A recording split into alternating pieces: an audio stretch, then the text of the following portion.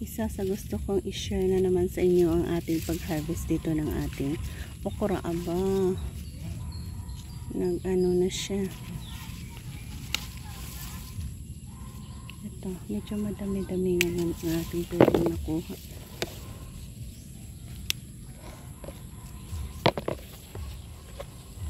Naunahan tayo ng gulang.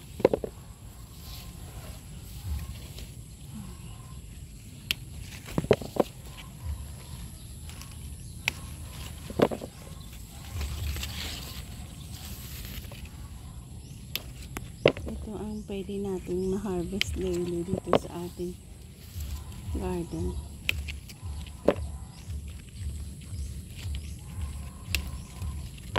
Okra.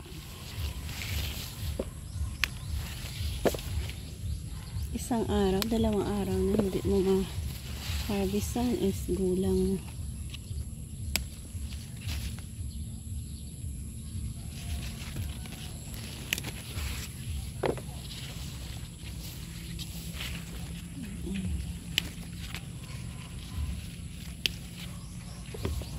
Mga bagong plant natin ito eh.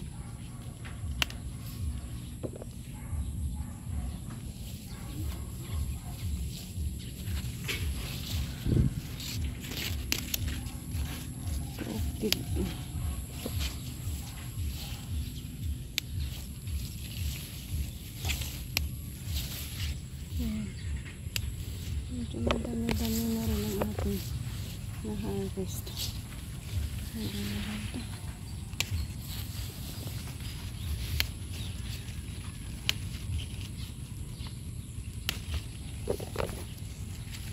Meron pa rin pala tayong red, no? Ito paano may red pa rin tayong na-harvest.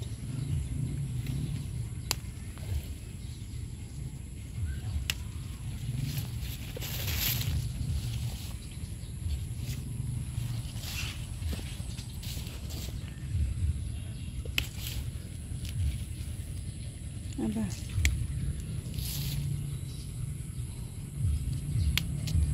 Next, kung lahat ay mamunga, madami tayong ma-harvest. More than 100 puno kasi ang itinanim natin. Pero mga alanganin pa sila. Yung mga ganyan. Yan. Hindi pa yan nakapagbunga.